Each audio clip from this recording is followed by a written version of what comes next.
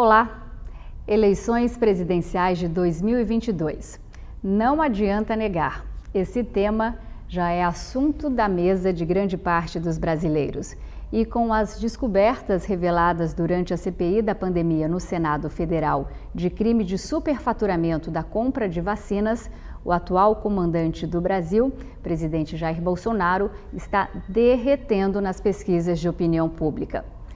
Será que essa nova crise de vacina com propina superfaturada afetará as eleições presidenciais em 2022? Quem disputará o segundo turno? Lula? Bolsonaro? Ou vamos ver novamente o mesmo filme das eleições passadas e ter as duas pontas disputando a pole position pelo Palácio da Alvorada? Para falar desse tema tão atual e ao mesmo tempo tão polêmico, o programa de hoje tem o prazer de receber a vice-presidente do IDEA Big Data, um dos maiores institutos de pesquisas do país, que tem seus resultados publicados rotineiramente pela revista Exame, Cila Schumann. Cila também é coordenadora de comunicação e estratégia de campanhas eleitorais desde 1988, já tendo atuado em campanhas presidenciais no Brasil e na Bolívia e nas estaduais e municipais nos estados de São Paulo, Rio de Janeiro, Pernambuco, Amazonas, Mato Grosso do Sul e até aqui em Mato Grosso. Hoje ela também dá consultoria a governadores e prefeitos em diversos estados do Brasil na gestão de comunicação de políticas públicas. E com essa grande mulher que tem esse invejável currículo que eu tenho o prazer de conversar. Olá, Cila, seja bem-vinda e que honra poder estar falando com você. Nossa, obrigada a você, estou muito feliz de estar aqui. Cila, você já trabalhou com marketing político, que é um ambiente bastante masculino, com pouquíssima mulher na área de comando, inclusive na área de coordenação de campanhas, que não foram poucas. Eu lembro de você aqui em Mato Grosso, coordenando uma super campanha para o governo de estado nos anos 90. O que é que você fez para ultrapassar esses obstáculos do machismo do mundo político e chegar nessa posição de destaque que você tem hoje na sua profissão?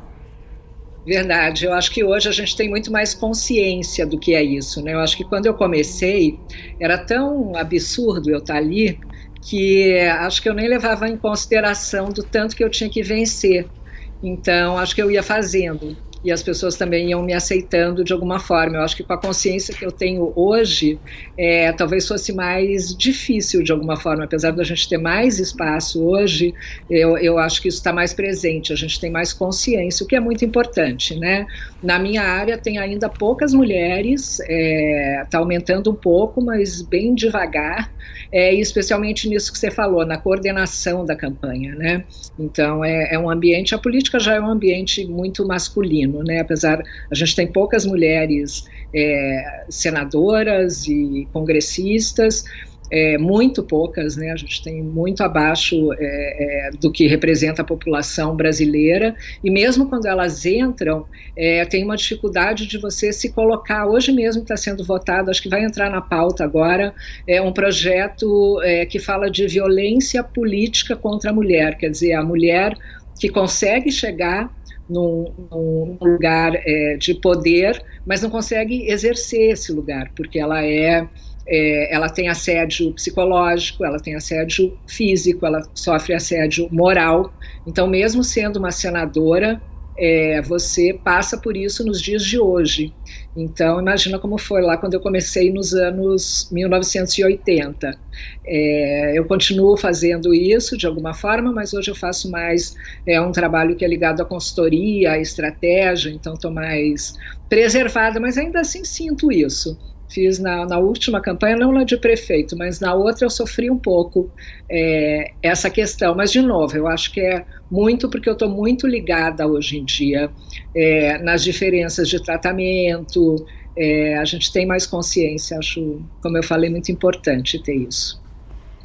Cila, você acabou de falar que estão votando agora sobre as mulheres, né, esse tratamento que dão as mulheres no Senado, no Congresso, enfim, no Senado a gente consegue ver que elas tem um pouco de destaque. A senadora Simone Tebet, do Mato Grosso do Sul, ela consegue se destacar, mas isso não acontece no Congresso Nacional. A diferença entre homens e mulheres é uma disparidade enorme, né? A gente não consegue ir para frente. Eu tive a oportunidade também de trabalhar no Senado e na Câmara, e a gente via como as mulheres são, assim, têm a dificuldade de se colocar profissionalmente. É muito difícil mesmo. Esse ano, nessa legislatura, elas estão muito organizadas. A senadora Simone Tebet é muito importante nessa organização, na liderança. Elas fizeram um grupo, elas têm uma bancada feminina, que era uma coisa que não existia anteriormente, e estão organizadas, né? Elas se organizam nas pautas, elas dividem as relatorias, está funcionando muito bem, está sendo muito bacana. Essa experiência eu tenho acompanhado de alguma forma, e é muito legal isso. É muito importante o jeito que elas estão fazendo, porque senão elas não têm vez. Você mal enxerga as mulheres quando você entra no Congresso, né? Quando você entra no Senado, então, você mal enxerga que tem mulheres ali, elas são muito poucas, né? Então, e elas se apoiam, sabe? Quando uma é agredida, a outra faz declaração, ou entra para defender. Elas estão realmente numa legislatura muito bacana. Acho que está sendo, hoje quem está relatando é a senadora Daniela Ribeiro, da Paraíba, mas elas dividem essas relatorias, então elas dão chance a outras mulheres, a cada uma das mulheres, numa espécie de um rodízio ali, a conseguirem fazer os projetos andarem. E é só assim mesmo, tem que ter essa chamada sororidade, né, que a gente fala. Eu tive participei de um debate há umas 2 semanas, eu acho, e estava a deputada Joyce, né, que ela própria... Que é mato-grossense, por sinal. E aí ela própria fala, né, que ela é muito trator, né, isso é o que ela fala de si mesma, né. E aí eu falei para ela, deputada, eu acho que é muito fácil você praticar sororidade quando você concorda com a outra pessoa, né, no caso de política mais ainda, né, eu sou muito solidária à deputada X. Agora, quando você não concorda, aí sim é que eu quero ver praticar a sororidade, né? Você sair em defesa de outra mulher, não importando se a sua ideologia é de esquerda e ela é de direita ou vice-versa, né? Eu acho que essa que né, um pouco, uma coisa de irmã, né? Como diz a própria palavra sororidade, né? Você não ter um julgamento da outra pessoa, e sim você entrar, não por causa de mimimi, obviamente, né? Eu sei que tem muita gente ouvindo a gente, de repente vai falar, que mimimi. Não é em casos realmente de agressão, e que acontecem. Os casos de agressão são muito sérios, não é besteira, não, é sério, né? Então... Sila, vamos falar de eleições presidenciais 2022, que já é um assunto que está fazendo parte da mesa dos brasileiros, e que você, claro, sendo vice-presidente de um dos maiores institutos de pesquisa do país, é a pessoa mais aconselhada para a gente debater. Sila, esse filme que acabou de ganhar o Oscar, o Nomadland, ele retrata a vida dos nômades e tem como pano de fundo a crise econômica de 2008, aquela que produziu o fenômeno eleitoral Donald Trump. Aqui no Brasil, Sila, de que jeito os nossos nômades políticos vão se encontrar na estrada rumo a 2022 em meio à crise que estamos metidos? Nossa, o nosso encontro é mais difícil, né? A gente está um pouco... eu sinto que o eleitor, nessas últimas pesquisas que a gente está fazendo, ele está um pouco à espera de um milagre, eu diria, né? Porque você tem 60% do eleitorado hoje que não quer nem um lado nem o outro, quando você coloca as duas opções que estão se consolidando, né? Que é, de um lado, o atual presidente, que é natural que vá para a reeleição, né? Acho que é importante sempre a gente raciocinar nesses termos. Uma reeleição, quando há um presidente, ela gira em torno dele, né? Porque o eleitor vai decidir se ele quer continuar com aquele governo ou se ele quer mudar aquele governo, né? Mas aí a gente tem o fenômeno do ex-presidente Lula, né? Que é, enfim, uma figura de extrema importância na nossa política, extremamente conhecido, e você tem aí todo esse eleitorado que não quer nenhuma das duas experiências, né? O que ocorre é que esse candidato de centro, né, que a gente chama, ou seja lá, o de terceira via, como a gente quiser chamar, ele não tem um perfil com o qual as pessoas concordam. Na verdade, assim, o que é o candidato de centro para mim é muito diferente do que seria talvez o candidato de centro para você e diferente do candidato de centro para o meu filho ou para, enfim, o moço ali que está servindo no bar aqui perto da minha casa. Então a gente não tem essa figura e nem sequer a gente tem esse perfil mesmo, né? Quer dizer, a gente, né? E aí diferente, né? Você falou do Trump, é muito diferente da eleição americana, né? Porque na eleição americana você tem primeiro uma democracia muito mais consolidada do que a nossa, né? Em termos de história, de tudo, de tempo, e você tem dois partidos, né? É um sistema de bipartidarismo. Então as disputas se dão internamente nos partidos, né? Elas se dão durante as primárias e são disputas tão importantes quanto as da eleição.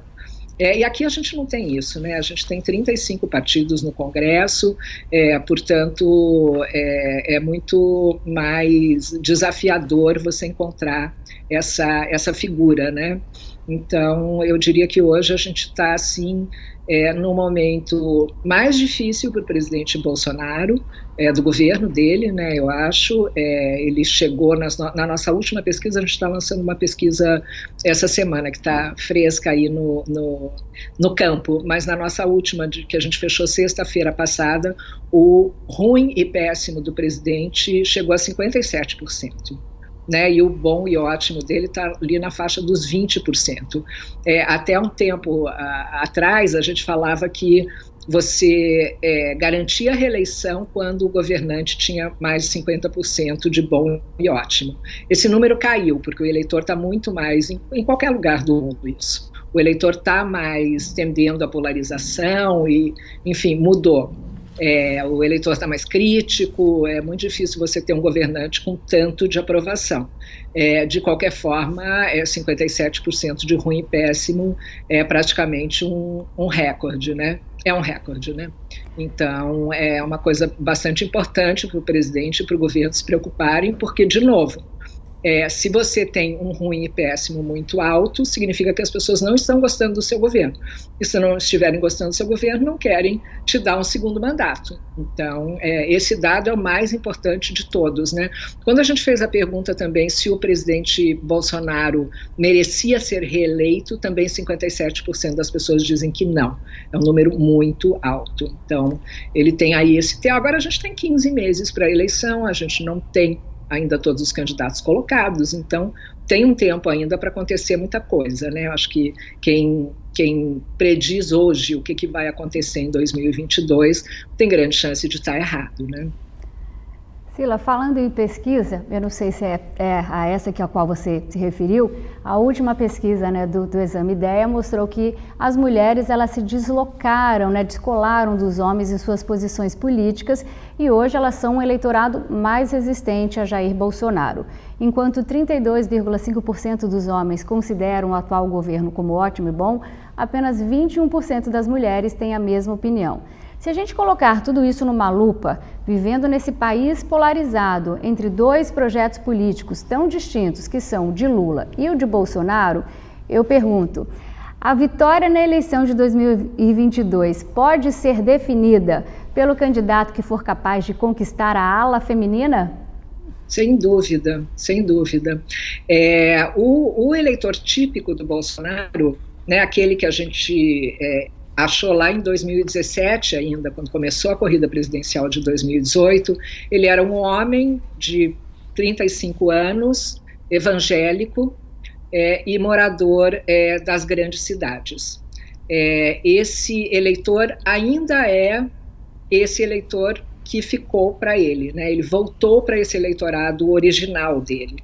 As mulheres sempre foram resistentes ao Bolsonaro, inclusive ao Bolsonaro candidato, e elas estão mais críticas. As mulheres votam de um jeito mais pragmático, né? As mulheres têm uma preocupação muito grande com a família, né? Elas pensam muito no outro, né? Estou falando isso de forma geral, obviamente, né? E isso tem, durante esse problema da vacinação e de crise econômica e da crise sanitária, as mulheres estão muito preocupadas, né? As mulheres perderam muito emprego, né? As mulheres tiveram um retrocesso aí, né, nesse período de pandemia, então as mulheres estão muito mais críticas, né, com relação ao presidente. Então eu diria que sim, você trazer as mulheres para o seu lado pode ser uma excelente ideia de algum dos candidatos. Sila, você mais do que eu, você sabe que política é o retrato daquele momento. Na fotografia de hoje, parece que haverá uma repetição de 2018. Lula com o PT versus Bolsonaro. O PT, ele nunca ficou fora de um segundo turno desde a primeira eleição da redemocratização. E os presidentes da República, com exceção do Collor, sempre estiveram presentes num segundo turno. E também foram reeleitos. É isso mesmo, Chula? É isso mesmo, eu acompanhei todas essas eleições, eu acho que a polarização sempre existiu, né? A gente fala hoje, existe a polarização, o que existe hoje são as redes sociais, né? As redes sociais e o fato das pessoas estarem aqui sempre com esse aparelhinho na mão, em que chega a informação, em que elas podem se comunicar muito rapidamente sobre o que elas sentem, o que elas acham, faz com que a velocidade dessa informação e o emocional, né, com que se discute na rede social ou nos grupos de WhatsApp, seja muito mais quente, né? Então isso faz com que a polarização venha à tona de uma forma mais rápida e mais explosiva. Mas claro que a gente sempre viveu, né? Eleição é polarização, né? Você não pode falar numa eleição que não seja polarização, porque é sempre um projeto comparado ao outro, né? Um de um lado, né? Uma visão de mundo de um lado, de economia, de política, de direitos de um lado e outra visão do outro. Claro que depende um pouco da personalidade desses participantes do pleito, né? Então Lula e Fernando Henrique foram, e principalmente Lula depois de 2002, né, que a gente falava que era o Lulinha, Paz e Amor, eles foram candidatos muito assim, um conhecia o currículo do outro, eles já tinham participado de muitas coisas juntos, né? Quer dizer, PSDB e PT tiveram ali nas diretas, depois o PT saiu, mas o Lula estava ali, enfim. Acho que era um outro tipo de relacionamento interpessoal, inclusive, que existia naquela época, né? Então, acho que a gente fica muito olhando para trás.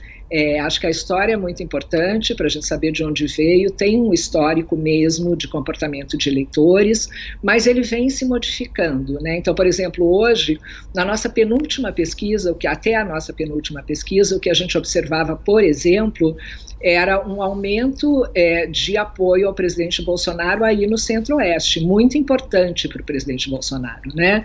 E, na nossa opinião, muito ligado ao agronegócio, né? O agronegócio tem uma realidade hoje muito diferente. Quem mora no Centro-Oeste, de forma geral, tem uma vida muito mais com esperança e com mais conforto, eu diria, e com negócios acontecendo. É muito diferente o que está acontecendo, que é pujante no Centro-Oeste, do que acontece em outros lugares, inclusive no Sudeste, né?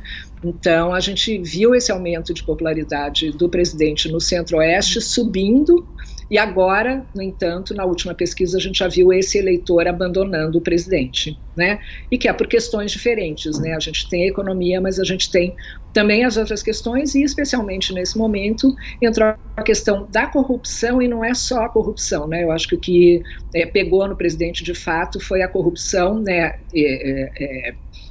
Denúncias de corrupção ligadas à crise sanitária, à vacinação, que é um assunto que preocupa e irrita as pessoas, né? A falta de organização, a falta de saber quando é que eu vou ser vacinado, quando é que meus pais vão ser vacinados, meus filhos. Então, pegou exatamente nesse assunto. E aí não tem quem segure, né? Agora, o que a gente não sabe, né, e por isso que eu digo que hoje é muito difícil você predizer o que vai acontecer no ano que vem, é o tanto que esse perrengue que a gente passou aí por causa da vacina, a gente vai lembrar ou vai esquecer, né? Outros problemas e outras soluções virão até lá, né? E se a gente vai realmente votar baseado no que aconteceu. Me parece que não. eu tenho a impressão de que no ano que vem a gente vai discutir economia. A gente já está vivendo uma crise econômica enfim, as soluções para isso, ou os problemas, vão aumentar no ano que vem. Acho que a gente vai ter uma visão do nosso cenário econômico mais segura no ano que vem. E eu entendo, né, a gente aqui no IDEA entende que o assunto da eleição do ano que vem vai ser economia. Vai ser economia. Então, se o Brasil estiver melhor, se o governo atual tiver condições de apresentar soluções que vão desde um Bolsa Família até reformas, né, eu acho que vai fazer muita diferença. E o ex-presidente Lula, né, por falar em Bolsa Família, ele vem, né, com uma imagem, a gente já via essa imagem em 2018, em grupos de pesquisa qualitativa, em que as pessoas diziam assim, o presidente Lula de fato roubou, mas ele fez muito por mim. Pelo social. Não era o rouba que faz, rouba mais faz, era o rouba mas fez por mim. Né, eu vivia melhor naquela época, eu tinha o Bolsa Família, eu tinha isso, tinha aquilo. Comprava geladeira, meus filhos foram para a faculdade. Exatamente, tudo isso. E acho que hoje isso é uma questão que vem cada vez mais presente, né? Então acho que o presidente Bolsonaro ele vai acabar concorrendo nessa mesma avenida aí, né? Quer dizer, se ele conseguir fazer um programa social que era inimaginável quando ele foi eleito, né? Ninguém o elegeu para ter programa social, muito pelo contrário, né? Especialmente a Faria Lima, o empresariado, os liberais estavam todos achando que, né, o governo não tem que fazer isso, que absurdo. Agora está todo mundo percebendo que há uma necessidade, o país ainda vive essa necessidade, a gente tem fome hoje no país, né? Que era um assunto que a gente não via mais, né? A fome tinha sido, era um assunto já resolvido, né? E hoje você tem fome. Então, a gente viu aí com o auxílio emergencial o tanto que ele foi importante, o tanto que ele ainda é importante para as pessoas e também para o apoio que o presidente tem, né? Quando ele fez o auxílio de R$600, a popularidade dele aumentou porque as pessoas, enfim, e depende muito de aonde você recebe esse auxílio também. O Brasil, como você sabe, é um país muito grande, com muitas diferenças, né? Então, uma pessoa que recebe R$600 e está no interior de um estado mais fora do eixo aqui, Rio-São Paulo, esse valor ele tem mais poder de compra, né? Faz diferença. Uma pessoa que está numa cidade grande, R$600 é um dinheiro, mas, enfim, se for somar aluguel, gás, não dá para tanto. Agora, eu tenho feito pesquisas qualitativas e ouvido resultados de pesquisas qualitativas de pessoas que fizeram uma poupança, abriram um negócio, conseguiram mudar de vida a partir daqueles meses do auxílio emergencial. Então, acho que vai depender muito do quanto que esse programa social vai conseguir, enfim, dar dignidade e dar comida para as pessoas, né? E gás, que gás hoje é um grande problema, né?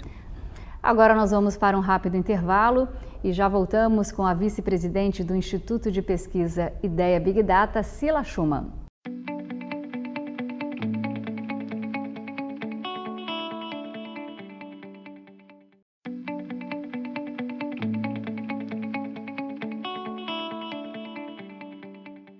De volta com o programa Laura Campos Entrevista e hoje o tema aqui é Eleições Presidenciais 2022 e eu estou conversando com a vice-presidente de um dos maiores institutos de pesquisa do país, Cila Schumann.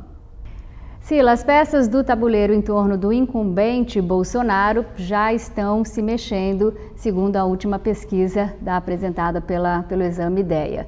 Nessas reviravoltas, né, que a política dá, o Lula, já temos a volta do ex-presidente Lula, que até pouco tempo estava preso, inelegível, e agora é o favorito das pesquisas com 33% da opinião pública. No meio desses polos, Jair Bolsonaro e Lula, nós estamos vendo um vai e vem de uma dezena de pré-candidatos. O Dória, o Ciro Gomes, o Mandetta, até o governador do Rio Grande do Sul já se colocou no páreo. Todos esses eventuais candidatos que se apresentam como uma possível terceira via, eles juntos somam 32% da preferência do eleitorado.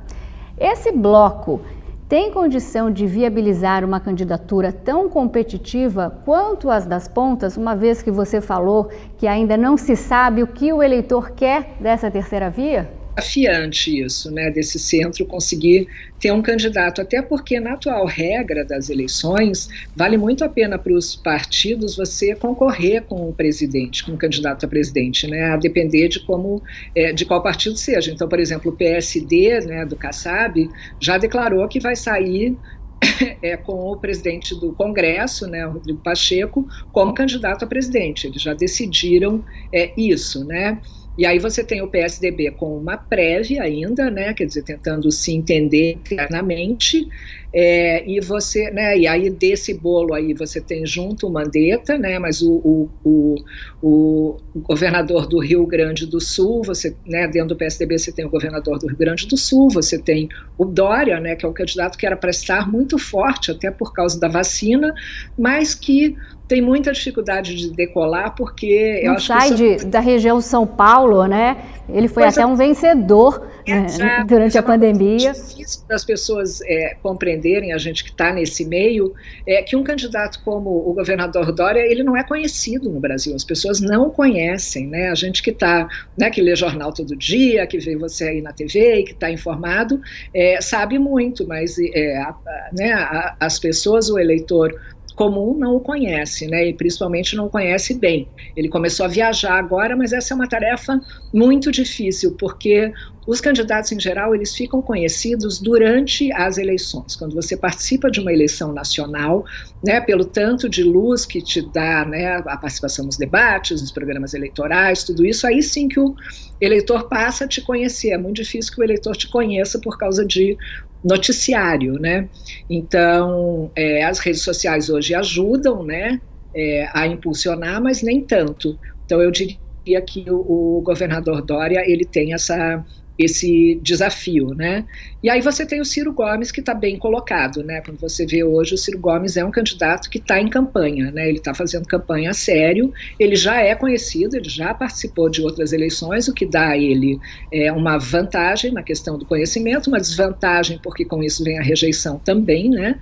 Quando você é conhecido, você tem mais gente que pode não gostar de você, ou não querer você como presidente, mas eu acho que ele está muito bem posicionado, ele se diferencia dos demais desse pelotão exatamente por ele estar em campanha, de fato, né? Então ele está produzindo muitos filmes, ele está realmente investindo.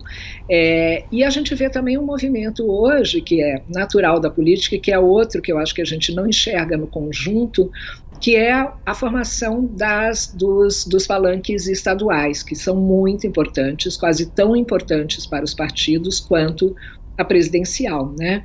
Então, essas brigas todas e essas composições todas, elas estão ocorrendo agora, é a hora delas ocorrerem. E isso pode mudar bastante o tabuleiro nacional, no sentido das alianças mesmo, né? Agora, os polos, a gente sempre teve isso, né? Quando eu falei, a polarização sempre existiu, a gente sempre teve um Brasil que a gente chamava de mais vermelho e outro de mais azul, né? E que era, né, ele era dividido por regiões, ele era dividido por classe social, ele era dividido por uma série de recortes. Hoje essa divisão, ela tem outros recortes, ela mudou. Então você tem hoje a importância do voto evangélico, né?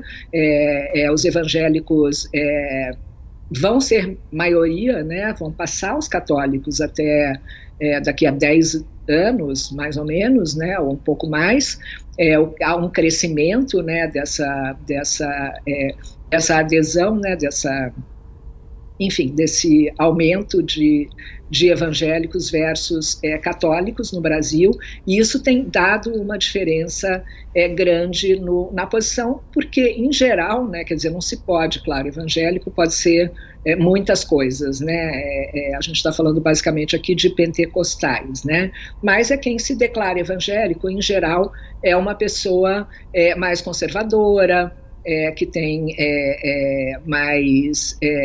valoriza muito a família, enfim, todo esse discurso que o atual presidente Bolsonaro faz, né? Ele percebe isso e faz esse discurso, né? A mulher dele é bastante religiosa, né? Mas ele continua sendo católico, né? Cristão. mas esse eleitorado hoje ele é muito importante, portanto os políticos vão correr atrás dele, né? Aí você tem toda a questão social que continua sendo importante, não tem, os eleitores se dividem muito até por formação, né? Por acesso, por uma série de outras razões. E a gente tem ainda, né, que você bem citou, a questão de homens e mulheres, né, que está muito mais dividido do que antes. Na eleição de 2014, eu já observei muito esse fenômeno, e observo cada vez mais essa divisão entre homens e mulheres, que também é muito importante. Aí você tem a divisão de idade, né, que ela é também bastante importante como recorte, né? E finalmente a regional, mas a regional ela tem mudado, embora o Nordeste hoje seja uma região, continua sendo, né, uma região muito mais resistente, né, a um presidente como Bolsonaro. Ainda assim você tem essas mudanças quando você faz um auxílio emergencial, por exemplo, né? Então, eu diria que as características desses eleitores polarizados, ela é diferente hoje do que ela já foi no passado.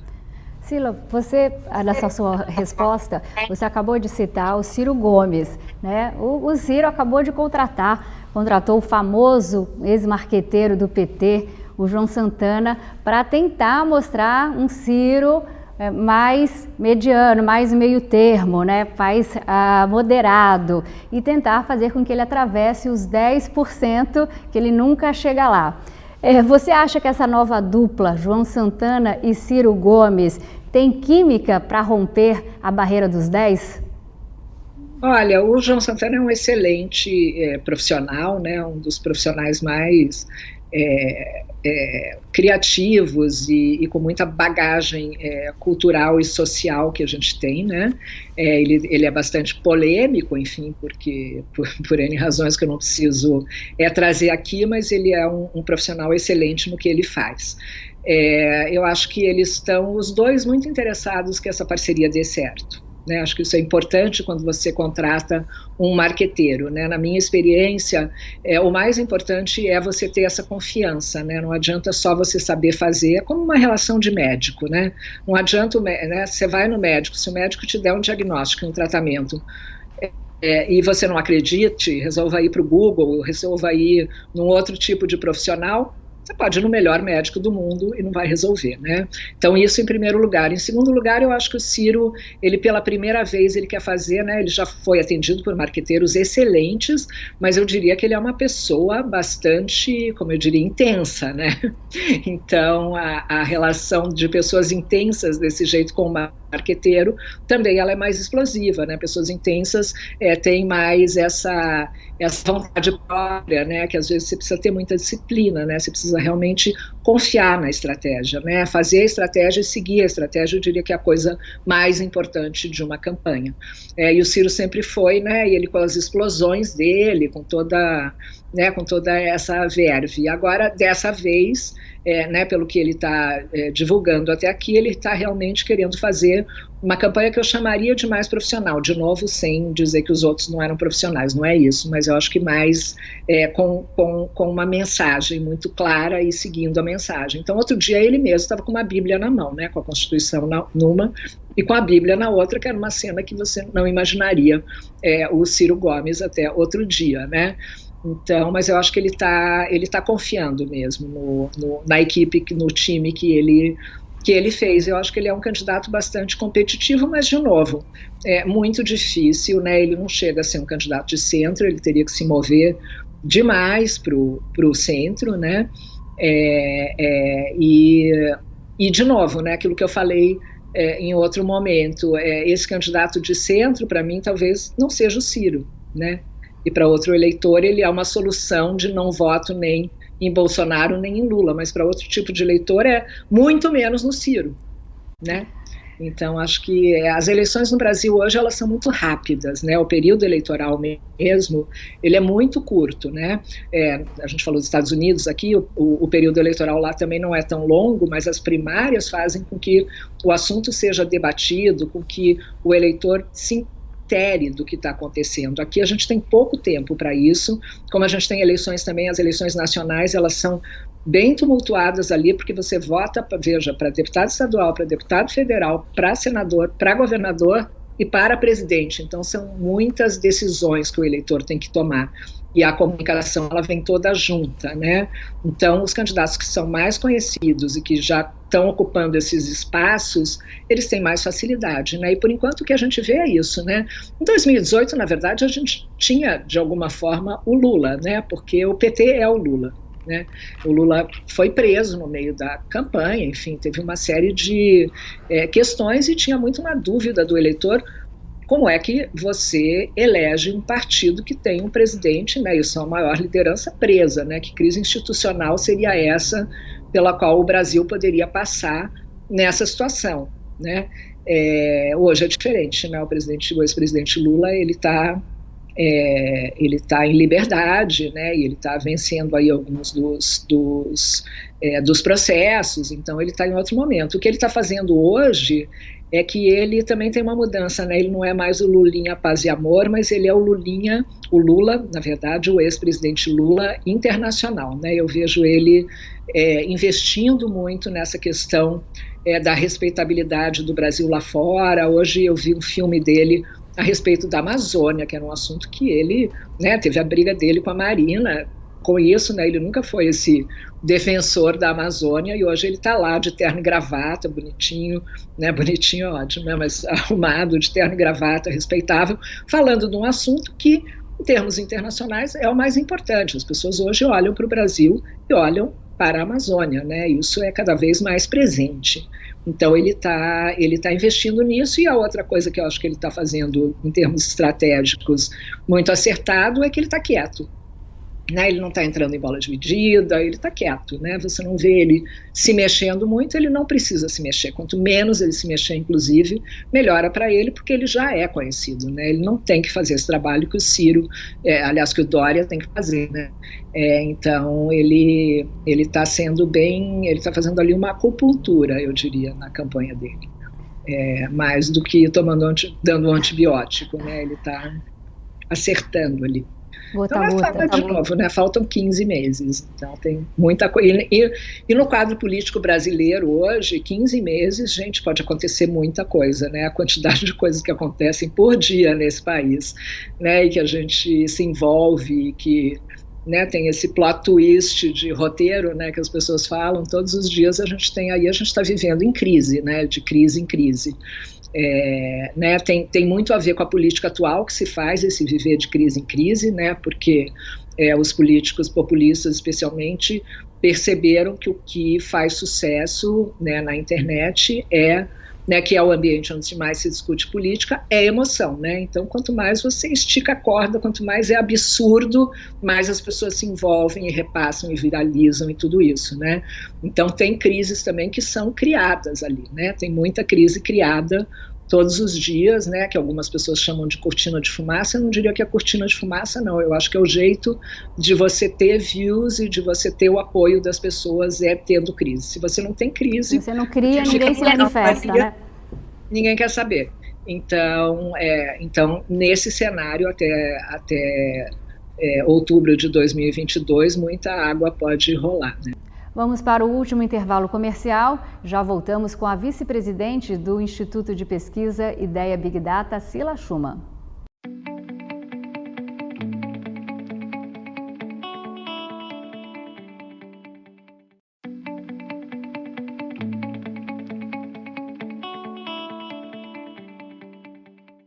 Estamos de volta com o programa Laura Campos Entrevista e hoje eu estou recebendo a marqueteira política, consultora política e vice-presidente do Instituto de Pesquisa Ideia Big Data, Cila Schumann. Cila, no último bloco nós estávamos falando de crise. As revelações feitas pela CPI da pandemia de superfaturamento da compra de vacinas, o caso Covaxin, pode afetar o jogo eleitoral de 2022? O governo Bolsonaro tem a prática, né, como você mesmo disse, de gerar crises. Mas nesse caso específico da compra da vacina, né, de superfaturamento, o quão politicamente exposto fica o presidente a ponto de colocar risco em sua reeleição. Lá no Senado, eles já pensam em até abrir um processo de impeachment. Mesmo que isso não aconteça, o quanto esse desgaste pode afetar a popularidade do presidente Bolsonaro? Esse assunto da CPI, eu acho que ele tem duas questões que são muito importantes, né? A primeira é que é uma CPI em tempo real e com o acompanhamento das redes sociais. É a primeira CPI importante que tem esse cenário, né? Então as pessoas estão assistindo como se fosse uma série da Netflix, né? Um BBB, as pessoas falam, né? Então os assuntos também na CPI, eles estão muito mais dinâmicos, né? Como é o próprio movimento das redes sociais. Então a gente não tem claro ali ainda se tem realmente se vai ter um comprometimento ou alguma consequência para o presidente pelo que está sendo levantado na CPI. Então essa é uma questão muito importante que tem a ver com o que você falou do próprio impeachment. O que a gente tem é que na semana que vem, para alívio do presidente, a gente começa o recesso do Congresso, né? E isso sempre dá uma baixada, né? É muito normal o Congresso vir assim, esquentando, e aí vem o recesso, e aí os parlamentares vão para os seus estados e dá uma baixada, né? Quer dizer, aí você tem um protagonismo maior do executivo, né? E ele fica mais falando sem ter tanto retorno, tanta volta e tanto, né, o outro lado, como se tem hoje entre o judiciário, o executivo e o legislativo. Então essa é uma das questões, acho que vai dar uma aliviada, é possível que dê uma aliviada na próxima semana. Claro que tem uma turma que não quer aliviar, né, que é continuar esquentando, né? Então teve uma tentativa ali de não ter recesso, de ter prorrogação da CPI, e é por conta de tudo isso, mas eu acredito que as pessoas ali não estão também interessadas em que isso exploda, né, de alguma forma. Então, eu acho que a questão do impeachment ainda é uma questão longínqua. De outro lado, tem um assunto que eu acho que a gente tem que ficar de olho, que é essa manifestação de setembro, né? A gente fala sempre que impeachment só ocorre quando tem povo na rua, né? As manifestações até agora, né, que foram, elas não aconteceram por causa da crise sanitária, por causa da aglomeração, né, do distanciamento social, elas foram represadas, né? E quando elas ocorreram, elas vieram muito com bandeiras vermelhas. Na de setembro, entrou o Vem Pra Rua e o MBL, que foram os dois movimentos que levaram mais gente para as ruas no impeachment da presidente Dilma. Eles, né, que começaram ali, né? Esses movimentos mais de direita. Eles que deram realmente, né, aquele colorido verde e amarelo e trouxeram pessoas que não estavam habituadas a ir para a rua no Brasil, né? Que foram em momentos muito específicos ali, né? No Collor, mas trouxeram toda uma geração que nunca tinha ido, ou uma geração que não costumava ir. Então eles entraram agora. Então acho que essa manifestação de setembro é alguma coisa para a gente olhar com bastante cuidado, né, para ver como é que ela vai ser e que capacidade de turning point ela vai ter, né? Agora até setembro, de novo, falta bastante. Você tem o recesso, né, então volta tudo em agosto e aí já vem setembro. Então acho que aqueles meses ali, eles vão ser muito importantes, e eu acho que para o presidente Bolsonaro, esse momento é muito importante de uma reorganização ali. Ele tem muita dificuldade, porque ele tem uma equipe muito, eu diria, além de heterogênea, tem muita gente ali que não tem uma experiência, né, e que não tem uma experiência nem de trabalhar junto e nem, né, ele formou uma equipe, ele tinha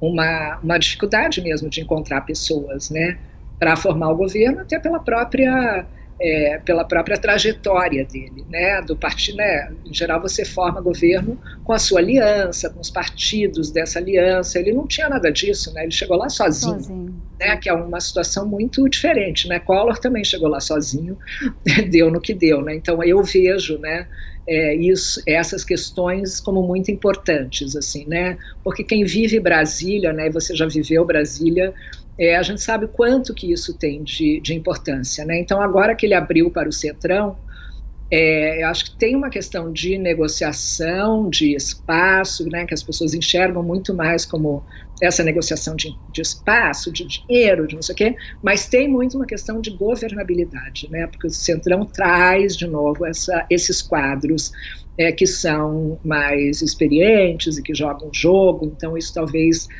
deu um pouco de... Deu, né, já um pouco de tranquilidade para o presidente, né? Mas muito menos do que se esperava que ia dar. Né, quando ele fez o acordo com o Centrão e quando ele fez né, a eleição ali no Congresso, se imaginou que ele, bom, agora vai, né? E não foi isso que aconteceu, né? Até por, enfim, né, quando você vive nessa crise, como você falou, né, no embate, é muito difícil você ter os apoios e ter... E é importante, né? A gente vive um governo de coalizão no Brasil, a gente vive 3 poderes, a gente tem uma série de questões que a política pode mudar, as redes sociais podem mudar, mas isso não muda, né? Então é preciso olhar isso sempre com mais carinho. Vamos ver aí como é que ele... Vamos ver, e ele teve várias perdas, né? Ali teve a perda do Sérgio Moro, né? Que eu acho que foi um assunto muito importante, né? O Sérgio Moro trazia para ele toda essa questão da luta contra a corrupção, né? Que nunca foi digamos, uma característica tão importante do Bolsonaro como político na trajetória dele, e que ele teve sim essa capacidade na eleição de incorporar o Paulo Guedes de um lado e toda a questão do Moro de outra, né? Ele conseguiu ser o cara que era o cara da Lava Jato e o cara que era o liberal na economia, né? Sendo que, na minha opinião, ele não era, né, nenhuma das duas coisas, você olhando a trajetória dele, né? E tanto é que isso veio se desmanchando e está se desmanchando, né? E está virando outra coisa. Eu acho que o Bolsonaro que mais aparece hoje é o original, que se elegeu sempre com a questão da segurança. Essa questão realmente é dele, né? Essa questão das forças de segurança mesmo, né, de representar. Ele entrou ali representando durante muitos anos eu não diria o exército, porque ele não era bem quisto no exército pela forma como ele saiu de lá, né, mas as forças de PM, as forças de segurança estaduais, com relação a soldos, com relação a representação, uma série de coisas, ele era... Né, aumentando o salário, aposentadoria, né? Ele vai em formatura de policiais. Isso, aqui de novo, né? Ele está voltando a ser o que ele era. Ele sempre foi, na verdade, ele nunca deixou de ser. Exatamente, o que ele é de fato, e o eleitor que aderiu a ele, né, quando se viu num segundo turno, diante PT ou Bolsonaro, é um eleitor que aderiu sem saber muito direito ao que estava aderindo ou sem querer prestar atenção nisso. Ou porque não queria ficar com o PT. Exatamente. Então é a opção que sobrou. Exatamente. E aí esse eleitor ele foi perdendo agora, né? Então ele precisa de alguma forma reconquistar esse eleitorado, né? Seja, né? Acho que essa polarização do segundo turno ela atende muito bem aos dois lados, né? Para o Lula o melhor quadro é disputar contra o Bolsonaro, e para o Bolsonaro o melhor quadro é disputar contra o Lula, né? Isso já aconteceu em 2018 e a gente está entrando nesse quadro de novo, né? Sila, então, você falou você falou sobre o Sérgio Moro. A Lava Jato, ela ainda é bem admirada por um número expressivo de brasileiros, mas surpreendentemente o ex-juiz Sérgio Moro até agora ele não decolou em nenhuma pesquisa. A Lava Jato e o Moro ainda são ativos eleitorais importantes? O Moro tem alguma viabilidade política para as eleições de 2022? O Moro está perdendo cada vez mais espaço, mas por uma decisão dele também, né? Ele decidiu sair da vida pública e ir para a vida privada, né? Então ele está hoje, ele trabalha numa empresa, enfim, ele tem um outro tipo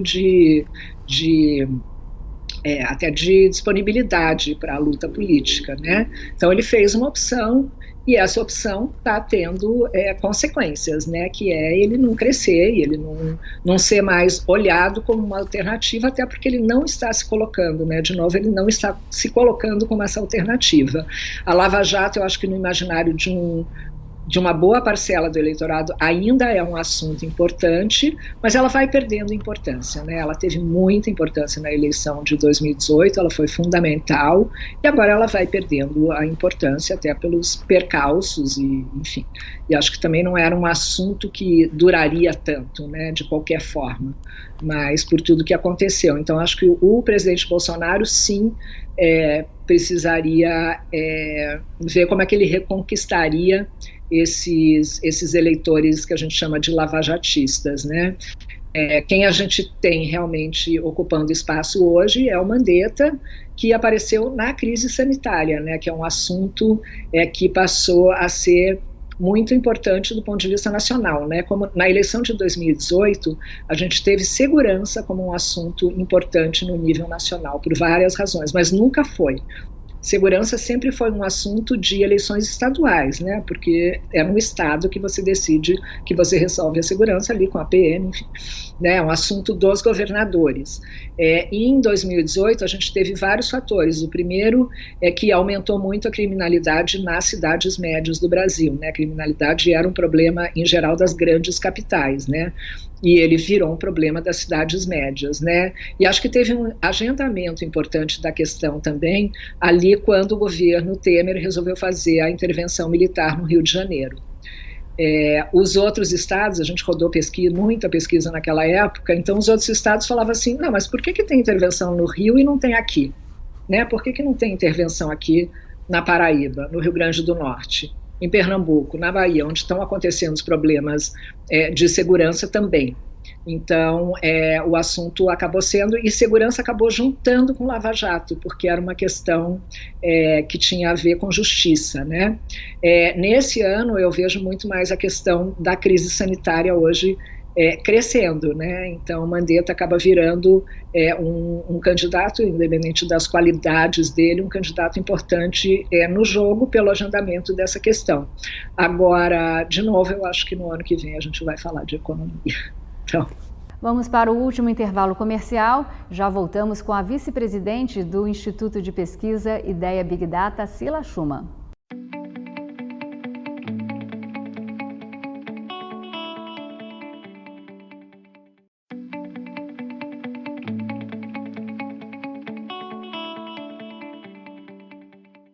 Estamos de volta com o programa Laura Campos Entrevista e hoje o assunto é polêmico e que está na mesa de todos os brasileiros, eleições presidenciais 2022, e aqui comigo Cila Schumann, vice-presidente do Instituto de Pesquisa Ideia Big Data, um dos maiores do país e que tem seus resultados publicados na revista Exame. Cila, falando em últimas eleições, na última eleição o presidente Bolsonaro, ele adotou uma estratégia de campanha um pouquinho atípica, como a gente estava falando, com pouco tempo de exposição em TV, nos horários eleitorais e muita presença nos grupos sociais, de WhatsApp principalmente, com aquela mensagem baseada no combate ao comunismo, combate à corrupção e o neoliberalismo do Poço Ipiranga, que é o Paulo Guedes. Você acredita que essa estratégia de campanha política ainda pode dar frutos? Essas revelações que a gente está vendo aí durante o mandato, como rachadinha, propina na compra da vacina, não tira candidatos contra a corrupção e o outsider de Bolsonaro? Então, você falou uma palavra aí que é outsider, né? A gente tem visto no mundo que os outsiders, né, esses políticos que se apresentam como diferentes de todos os outros que estão aí, né, eles funcionam muito bem na campanha, né, mas não tão bem nos governos, especialmente porque o outsider deixa de ser outsider quando ele vira mainstream. Então é o caso do Bolsonaro. É o caso do próprio Bolsonaro, né, que se vendeu como outsider e, se olhar o currículo dele, nunca foi outsider. Mas ele era diferente, né? Ele nunca participou do grande jogo da política, né? Ele era, né, o que a gente chamava ali de baixo teto, né, do Congresso. Então ele era diferente nesse sentido, e muito pelo jeito dele, pela forma como ele se comportava e tudo isso. Acontece que quando você vira presidente, você vira um político. Então ele não pode mais se apresentar assim. Além disso, a eleição é sobre reeleição, né? Então, vai haver um julgamento do governo dele, né? Não mais só da personalidade dele, né? Dos atributos dele pessoais. Então, acho que essas são duas questões. Com relação ao estilo de campanha que ele fez, eu entendo que cada vez mais o que importa na campanha é a estratégia e não a ferramenta, né?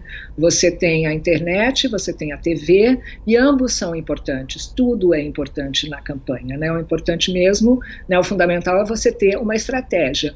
Agora, o que a gente já sabe é que ninguém hoje assiste um programa de TV, ou uma TV, ou qualquer outro tipo de comunicação, sem ter um celular na mão. Então você tem uma comunicação que está acontecendo aqui e uma comunicação que está acontecendo aí em paralelo aqui. Eu tenho certeza que muita gente que está nos assistindo está dando uma olhadinha ali no Twitter, está no WhatsApp, está fazendo alguma coisa, está olhando para a gente, está olhando para a gente.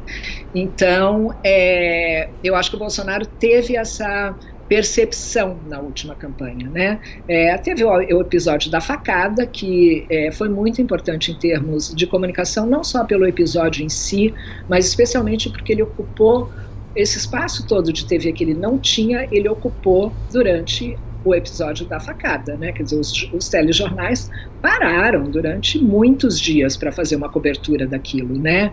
Então, enfim, foi uma coisa que ocorreu e que de alguma forma contrabalançou a falta de espaço dele no programa eleitoral. Dessa vez, eu entendo que deve ser diferente, mas até aqui o presidente não tem um partido, né? E ele está tendo muita dificuldade de ter um partido. E isso pode também ser uma coisa que traga mais dificuldades para ele do que trouxe da outra vez. Porque da outra vez ele tinha isso como um trunfo, né? Eu não tenho partido, eu não invisto nada, eu não gasto nada na eleição. Nessa eleição é evidente que ele vai ter que gastar, né? É evidente que um candidato que é presidente, ele vai precisar fazer campanha de alguma forma. É evidente que o presidente já tem uma presença, né? Ele tem um espaço já que é dele, mas a campanha não pode ser feita através do cargo, né? Porque senão ele pode ser penalizado pela Justiça Eleitoral. Então ele vai ter que dar uma contrabalançada nisso. E aí eu acho que ele está tendo muita dificuldade, essa questão do partido, ela está virando um problema. Né? Eu acho que em algum momento... O que elegeu na eleição passada, hoje vai ser um problema para ele se reeleger. E de outro lado, eu acho que o fato dele ficar sem partido também foi bom para ele, por exemplo, nas eleições municipais, ele não precisou entrar nisso, então ele não precisou ter derrotas, né, porque a eleição de prefeito ela não agregaria muito, mas poderia representar derrota para ele, né, então ele não precisou disso, porque ele não tinha partido, então não dava para fazer uma conta do que ele perdeu, o que ele ganhou, mas agora eu entendo que está virando um problema e que ele precisa resolver logo. Sila, a atual crise econômica com mais de 15% de desempregados e a crise humanitária da Covid com mais de 500 mil mortos já é o grande assunto do debate político. Trocando em miúdos, aos olhos do eleitor, o Bolsonaro é responsável ou não pelos efeitos mais severos da crise? Essa perda de participação no mercado eleitoral pelo presidente Jair Bolsonaro, como tem mostrado as últimas pesquisas, é recuperável até 2022? É recuperável, sim. Ele está, como a gente já falou aqui, em semanas bastante difíceis, mas especialmente por isso que você falou da responsabilidade, né? A CPI mudou muito a visão do eleitor a respeito da responsabilidade do presidente e do próprio governo com relação ao combate à Covid, porque eu acho que até acho não, né? A gente via nos números até há pouco tempo. Se olhava o eleitor típico do Bolsonaro, ele dizia assim, não, mas a culpa não é do presidente, veja, tem Covid no mundo inteiro, está morrendo gente no mundo inteiro, em países desenvolvidos, etc e tal, tem esse problema, não tem vacina em lugar nenhum, até o momento isso era uma questão mundial, até que quando começou a vacinação forte nos Estados Unidos, depois na Europa, em outros países até da América Latina, o eleitor já começou a ver essa diferença. Não, mas lá está vacinando e aqui não. Por que lá está vacinando e aqui não está vacinando? E as pessoas tinham essa impressão de que poderia ter havido uma incompetência na compra de vacina. Então, isso era uma questão já que o Dória trazia muito, né, essa diferença entre a posição do governador Dória e o presidente Bolsonaro, mas ainda assim o eleitor dele estava ali. Eu acho que quando apareceu realmente essa questão da denúncia de corrupção, da bagunça, né, porque o que a gente viu ali foi uma desorganização, é o mínimo que se possa dizer. Falta de planejamento é o mínimo, né? E essa confusão do cara falar que tá, né, que vira meme um pouco, mas eu tô num bar, no shopping, chega um sujeito e me oferece 400 milhões de doses de vacina, né, que no final é o que as pessoas acabam registrando do que aconteceu, olha e fala, eu perdi pessoas, né, eu corri risco, eu passei um perrengue porque o governo não funcionou. Então, começa a ter, sim, mesmo que não haja um impeachment ou que não haja uma consequência formal para o presidente, ele está vivendo esses momentos muito ruins agora, especialmente por essa constatação das pessoas assistindo ali a CPI de como é que isso foi administrado, né? E aí as pessoas estão com muito medo, muito nervosas, muito tristes, né? Porque é uma tragédia, né, mesmo, né, o que aconteceu. A gente tem um número de mortos e, enfim, pessoas que entraram num nível de necessidade financeira muito alta e aí começa a se responsabilizá-lo, né? No começo da CPI ele queria jogar, né, ali os governistas queriam jogar os governadores na história e, né, o presidente da comissão e o relator seguraram ali, né? Então ficou muito focado no presidente. E isso está tendo... Desgastando.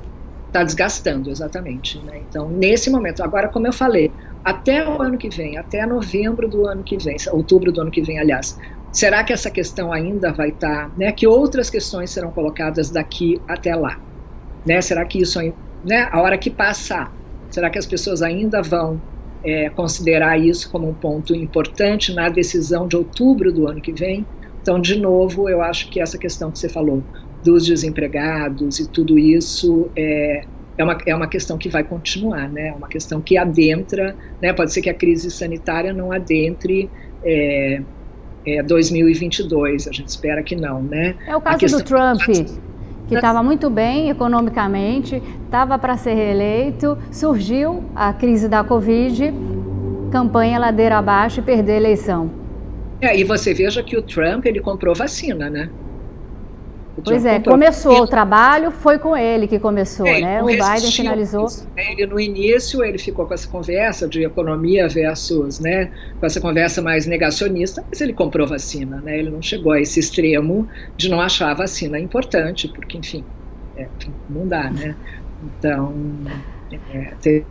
tem uma diferença aí. Agora, Ocila, pelas pesquisas, se tudo ficar como está, o segundo turno vai ser entre o PT e o presidente Lula contra o presidente Jair Bolsonaro.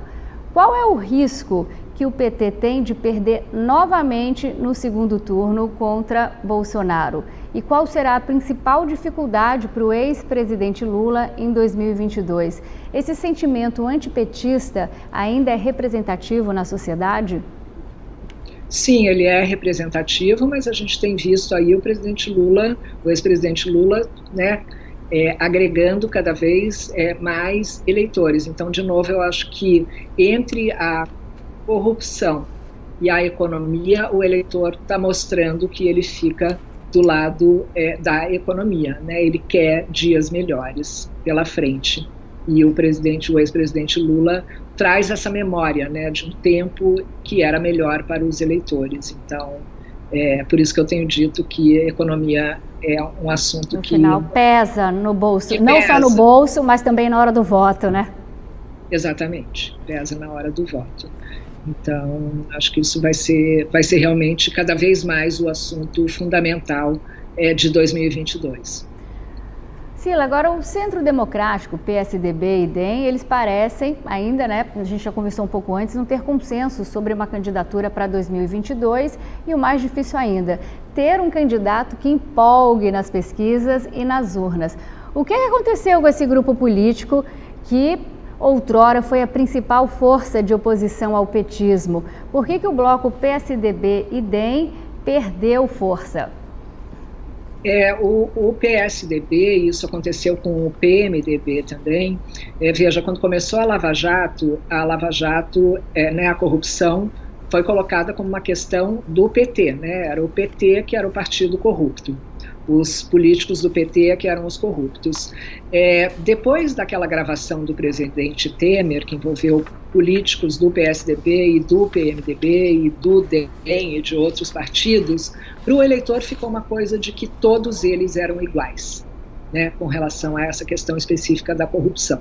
Como corrupção foi o assunto principal, junto com segurança, da última eleição, esses partidos eles foram colocados de lado, os políticos desses partidos foram colocados de lado e o presidente Bolsonaro ocupou esse espaço, que a gente chama do espaço azul. E ele ocupou, e aí é difícil você voltar, né? Você perder o seu lugar e voltar para esse lugar é muito mais difícil do que você conservar esse lugar, né? Então, eu acho que eles estão sofrendo hoje dessa perda mesmo, de reputação, de imagem, que ocorreu lá para a eleição de 2018, né? Para o que ocorreu lá em 2017, né? Então, agora, Sila, a dificuldade é essa. Para a gente finalizar, bom, os dois prováveis candidatos, como eu disse anteriormente, que vão chegar ao segundo turno, né, Lula e Bolsonaro, eles têm um alto nível de rejeição popular. Mais de 50% do eleitorado não aceita a volta de Lula ao poder e quase 53% também rejeita Bolsonaro na continuação do comando do Brasil. A gente sabe que eleição se decide no dia. Eu pergunto para você, se as eleições fossem hoje, quem você se arriscaria a dizer que marca esse gol e consegue chegar no Palácio da Alvorada?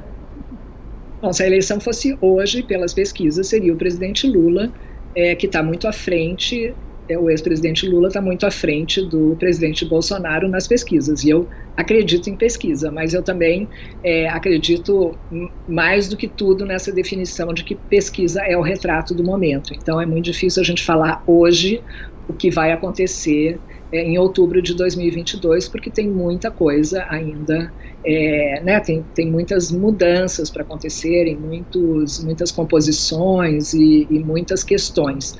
Então, hoje eu não faria uma aposta. A única aposta que eu faria é que esses dois estariam no segundo turno, sendo que o presidente Bolsonaro está cada vez mais se enfraquecendo, mas com uma capacidade, veja, quem está no poder tem sempre uma capacidade de se recuperar. Né? De novo, uma eleição é sobre continuidade ou não no atual momento, né? Então, você quer continuar com esse governo ou você quer mudar de governo, né? Então, é natural que o presidente atual participe disso, né? E tenha uma importância muito grande nessa corrida. Agora, se ele continuar tendo essa erosão de imagem que ele está nesse momento, né, a gente pode, enfim, imaginar que pode acontecer impeachment, que pode acontecer uma série de coisas, né? Tem gente que acredita em golpe, por exemplo, tem de tudo para acontecer, né? Eu não aposto em nenhuma dessas questões. Hoje eu não enxergo nenhum golpe, nenhum impeachment no horizonte, mas tudo pode mudar. Vamos aguardar ansiosos, né?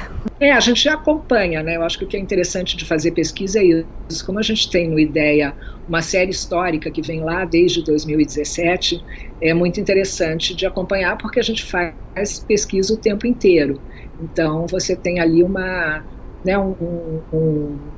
números, dados e questões que você enxerga ali a evolução, né? E você enxerga as tendências de uma forma muito mais clara. Então, acho que a gente vai ter muita coisa aí para trabalhar no ano que vem. Sila Schumann, você quer deixar mais uma mensagem? Quer completar? Eu fiquei agora com muita saudade de Cuiabá, fiquei com vontade de dar aquele peixe. Gente, como eu gostava da comida daí. Quando eu fui fazer campanha aí, eu fiquei doida com a comida. Meu filho era bem pequenininho, eu levei ele junto, ele tinha um ano, eu acho. Venha de novo. Eu fiquei com vontade de ir, agora me deu vontade, agora eu vou. Cila Schumann, eu quero agradecer por sua presença aqui no nosso programa e eu tenho certeza que todos nós aprendemos muito e ficamos muito bem informados, bem apreensivos, mas bem informados e ansiosos com os rumos do Brasil em outubro de 2022. Muito obrigada.